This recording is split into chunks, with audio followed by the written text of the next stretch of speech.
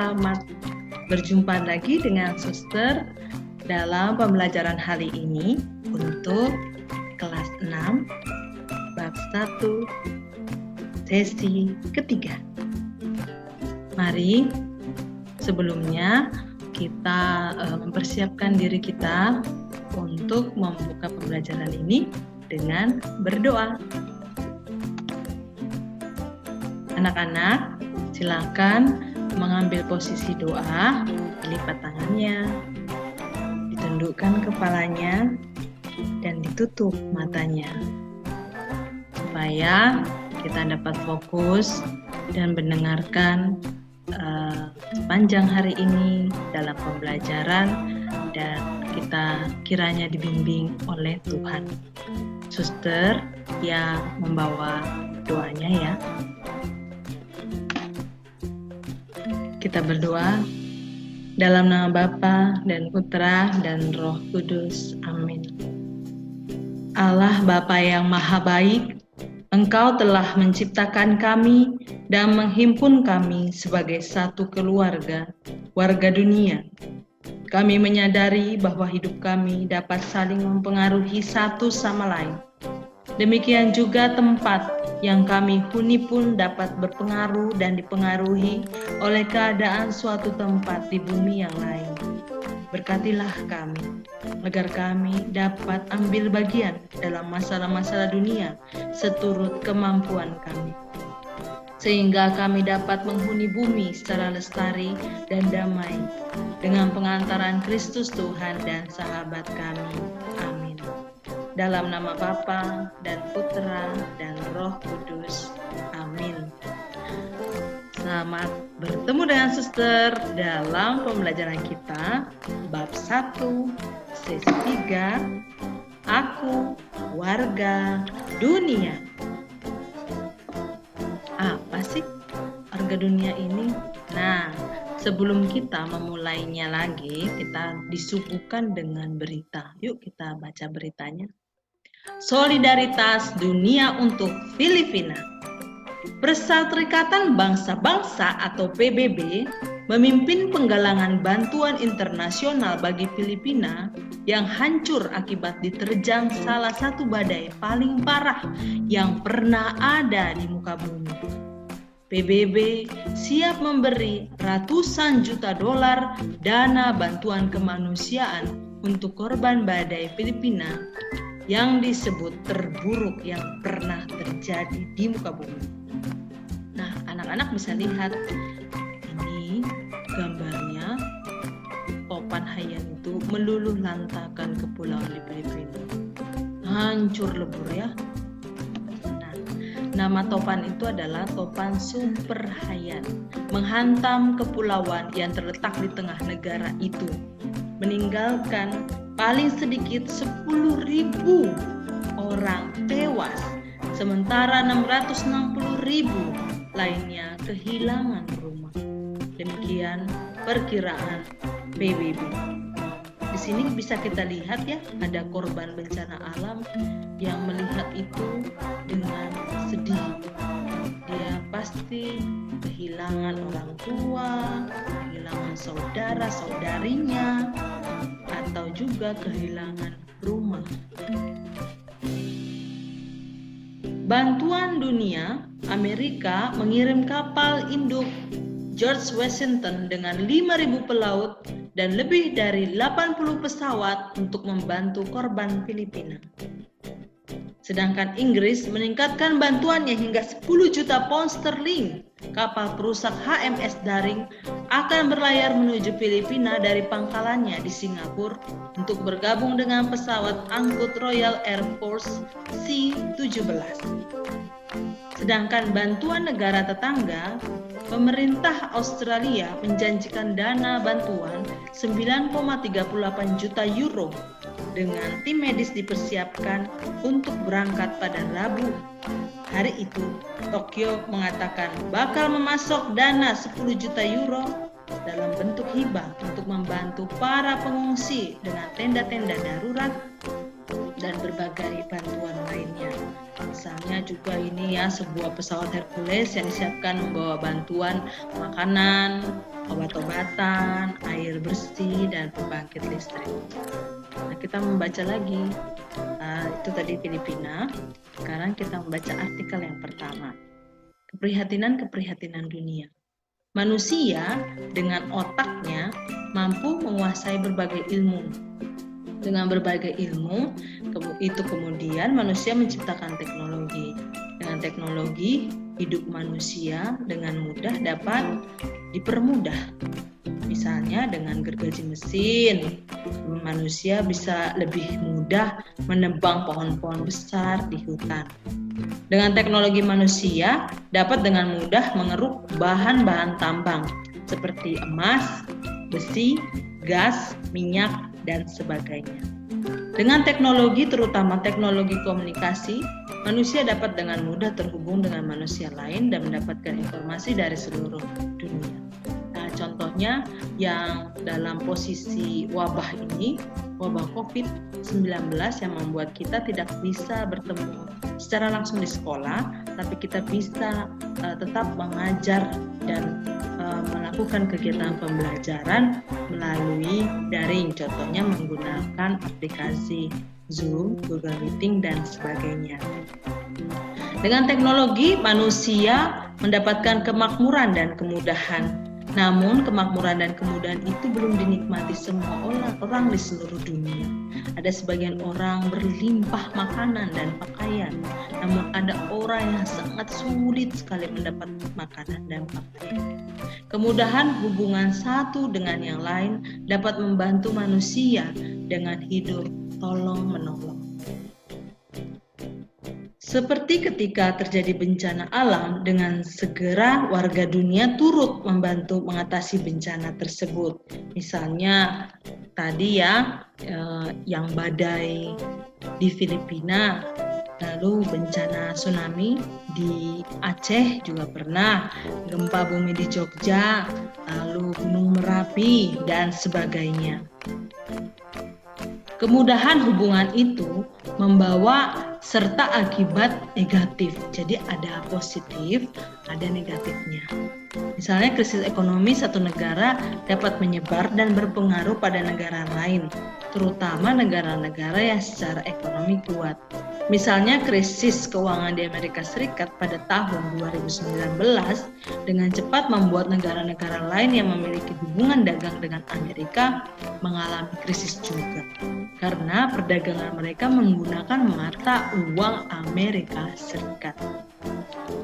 Terkait dengan lingkungan hidup, teknologi membawa keprihatinan juga, seperti bertambahnya penduduk bumi yang sangat cepat, pencemaran air dan udara, perubahan cuaca, pembabatan hutan, dan punahnya berbagai hewan dan tumbuhan.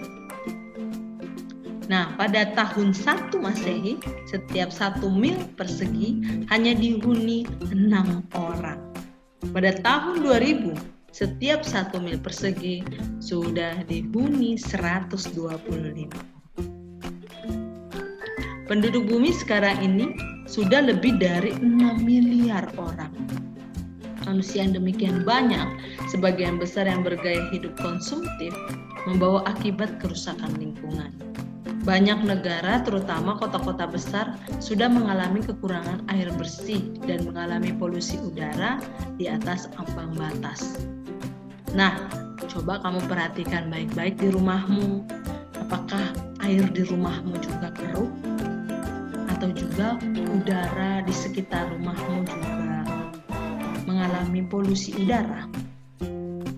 Di sini, polusi udara yang berlebihan disadari menyebabkan perubahan cuaca dan pemanasan global. Pemanasan global berpengaruh terhadap kemunculan berbagai penyakit serta malaria.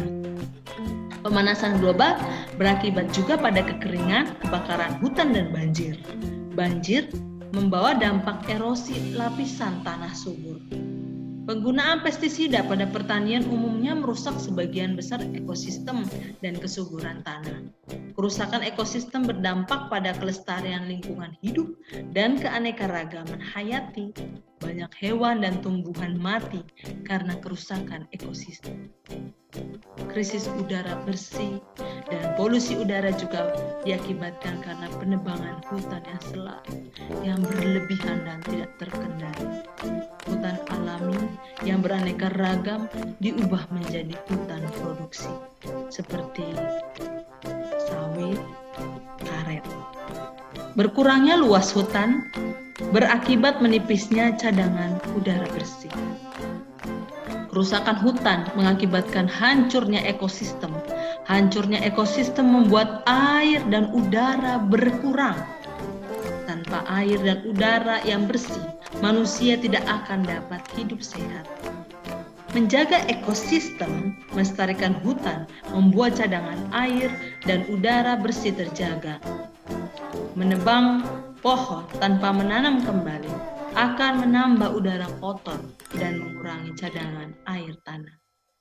Menanam pohon berarti memproduksi udara bersih dan menambah cadangan air tanah. Adanya air bersih dan udara bersih menjaga hidup manusia. Itu artikel pertama ya. Kalau artikel pertama itu mengenai alam yang sudah rusak. Itu diakibatkan dengan kemajuan-kemajuan teknologi yang ternyata bukan hanya mempunyai dampak positif, tapi memiliki juga dampak negatif. Kita buka artikel yang kedua. Nah, ini ada Perhimpunan Bangsa-Bangsa Asia Tenggara, itu biasa disebut ASEAN. Dalam bahasa Inggris disingkat ASEAN. Pasti anak-anak tahu dong apa kepanjangan ASEAN dari bahasa Inggrisnya. Merupakan sebuah organisasi geopolitik dan ekonomi dari negara-negara di wilayah Asia Tenggara. Didirikan di Bangkok, Thailand pada tanggal 8 Agustus tahun 1967. Itu didirikan dan menjadi organisasi ASEAN itu didirikan dari beberapa negara, yaitu Indonesia, Malaysia, Filipina, Singapura, dan Thailand. Tujuan dari pendirian Perhimpunan Negara-Negara Asia Tenggara itu, ini ada 5 ya, bisa dibaca sendiri ya anak-anak. Nah, sekarang ASEAN sudah meliputi Brunei, Vietnam, Myanmar, Kamboja, dan Laos. Nah, kita akan menjawab pertanyaan ini. Bagaimana situasi warga dan wilayah yang terkena bencana di Filipina? Gimana? Mengapa banyak negara membantu korban bencana di Filipina? Kenapa? Selain bencana alam, persoalan-persoalan apa saja yang dihadapi masyarakat dunia? Banyak. Apa arti sebagai warga dunia? Apa ya? Bagaimana umat Kristiani menanggapi persoalan-persoalan dunia itu? Yuk kita jawab. Situasi warga dan wilayah yang terkena bencana di Filipina ialah kekurangan makan, pakaian, tempat berteduh, banyak mayat, banyak puing-puing, dan kekurangan obat-obatan. Itu situasinya ya. Banyak negara membantu korban Filipina karena mereka merasa kasihan. Sebagai manusia, kita mempunyai rasa belas kasih. Mereka adalah sesama warga dunia. Semua orang harus saling membantu, terutama bagi mereka yang sangat membutuhkan karena bencana, perang, dan sebagainya. Bencana alam di Filipina merupakan salah satu persoalan warga dunia. Persoalan-persoalan dunia yang lain ialah bertambahnya penduduk bumi yang sangat cepat, pencemaran air dan udara, perubahan cuaca, pembabatan hutan secara berlebih, punahnya berbagai hewan dan tumbuhan, dan lain-lain. Arti sebagai warga dunia adalah bahwa semua orang di dunia ini menjadi satu kesatuan yang diikat oleh satu tempat, yakni bumi atau dunia. Karena ikatan itu, apa yang terjadi di bumi, baik positif maupun negatif, akan berakibat pada semua manusia. Bencana di satu tempat akan menggerakkan manusia yang lain di tempat lain untuk menolong karena ada belas kasih yang menggerakkan orang. Kemajuan di satu tempat akan berdampak pula bagi orang-orang di tempat lain. Perang di satu tempat akan berpengaruh juga pada orang-orang di tempat lain. Perhimpunan bangsa-bangsa dibentuk untuk saling membantu mengatasi masalah-masalah bangsa. Juga mengatasi masalah bersama sebagaimana masyarakat ASEAN dan perhimpunan bangsa-bangsa yang lain. Setiap warga dunia juga perlu bekerja sama untuk mengatasi persoalan yang ada. Betapapun kecilnya perbuatan seseorang akan dapat berpengaruh pada keadaan dunia, seperti kamu menanam pohon atau menabang pohon, itu akibatnya kita tanggung bersama. Menebang pohon akan mengurangi pasokan oksigen. Menanam pohon akan menambah oksigen pada bumi. Kita pilih yang mana? Kita harus ikut ambil bagian untuk mengatasi masalah dunia, baik langsung maupun tidak langsung. Terlibat secara langsung dapat dilakukan dengan menjadi anggota Badan Dunia, seperti Palang Merah, pencinta lingkungan, dan sebagainya. Keterlibatan tidak langsung dapat dilakukan dengan ambil bagian dalam pelestarian lingkungan, seperti gerakan penghijauan dan kebersihan lingkungan masing-masing. Itulah arti warga dunia. Nah, kita akan membaca konstitusi pastoral tentang gereja di dunia dewasa ini. Ini diambil dari Gaudium et Spes artikel 1. Kegembiraan dan harapan, duka dan kecemasan orang-orang zaman sekarang, terutama kaum miskin dan siapa saja yang menderita, merupakan kegembiraan dan harapan. Duka dan kecemasan para murid Kristus juga. Tiada sesuatu pun yang sungguh manusiawi, yang tak bergema di hati mereka, sebab persekutuan mereka terdiri dari orang-orang yang dipersatukan dalam Kristus dan dibimbing oleh Roh Kudus dalam peziarahan mereka menuju kerajaan Bapa, dan telah menerima warta keselamatan untuk disampaikan kepada semua orang. Maka persekutuan mereka itu mengalami dirinya sungguh erat berhubungan dengan umat manusia serta sejarahnya. Itu isi dalam Gaudium et Spes artikel 1. Nah, dalamnya, bagaimana hubungan gereja dengan orang-orang di seluruh dunia? Bagaimana hubungan gereja dengan orang-orang yang menderita? Bagaimana hubungan itu? Apa yang perlu dilakukan untuk bumi dan warga bumi ini?